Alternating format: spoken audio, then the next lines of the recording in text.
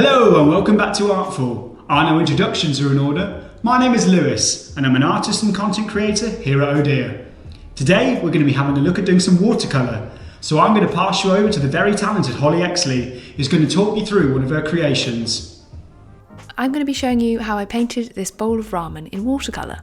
I'm using synthetic watercolour brushes, I'm painting on 300 GSM cold pressed paper, and I'm using Winsor & Newton watercolour tubes. Firstly, what you'll need to do is find a bowl or a cup with the circumference of the bowl of ramen that you'd like to paint, and draw around it with a pencil to get your bowl shape to work from. My bowl circumference is roughly 10 centimeters across. Use a pencil to sketch all of the ramen elements in your bowl. I chose pak choi, mushrooms, grilled tofu, noodles, and a soft boiled egg. Use a light wash to paint over the pencil sketch, and then, when completely dry, rub out the pencil. With a small brush, use a green wash to map in the leaves of the pak choi, leaving flecks of white as highlights.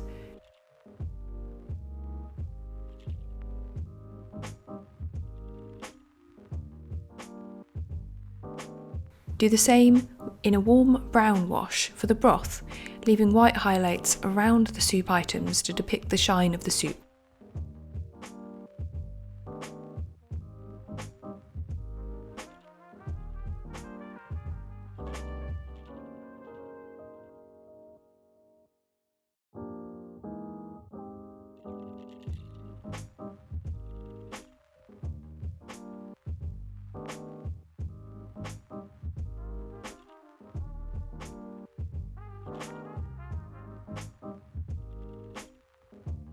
Use an orange to start painting the egg yolks, again leaving white highlights so that the egg glistens. Take more of the orange to paint the charred strips on the tofu.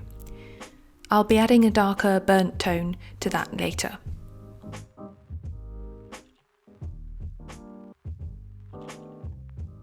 Next, add a wash of colour to the noodles using a light yellow tone, leaving some areas of highlight free of paint. Next, begin to map out the darkest parts of the dish, the depths of the broth, the folds in the leaves, the shadows under the mushroom and the egg. Use a purplish wash to start on the details of the mushrooms, painting the gills and the stalk. It's helpful to have a clear colour scheme when painting a busy food illustration, so that each food item is clear and distinct. At this point, I decided to focus on purple tones for the mushrooms, fresh greens for the pak choi, and yellow tones for the tofu.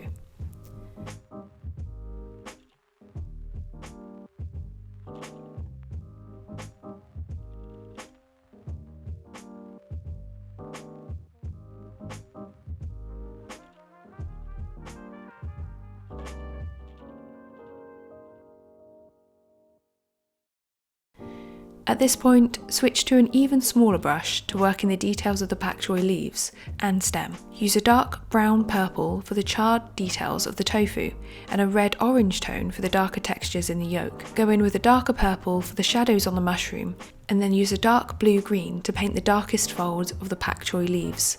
It's all about building up the darker details of the food to bring it to life, whilst leaving areas of highlight and vivid colour.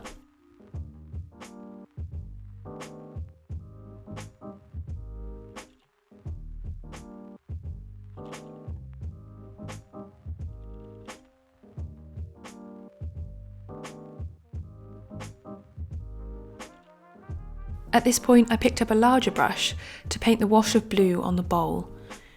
Once this is dry, take a darker blue to add a shadowy side to the bowl, and use a muted brown to paint the rim of the bowl. I added flecks of brown for the pattern of the bowl.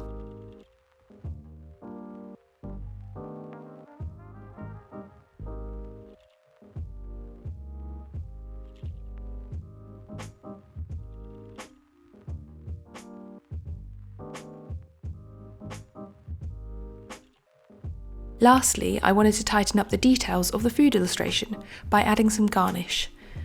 I used a small brush to paint the strips and rings of some sliced spring onion.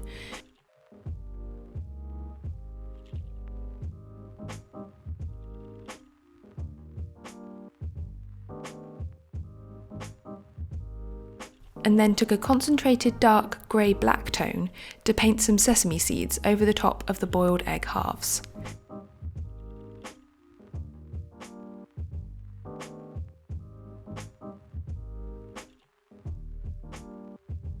Your food illustration is now complete.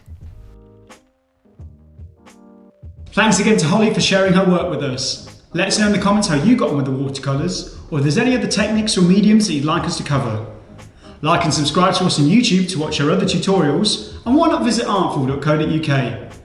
Thank you again for watching, and I'll see you soon.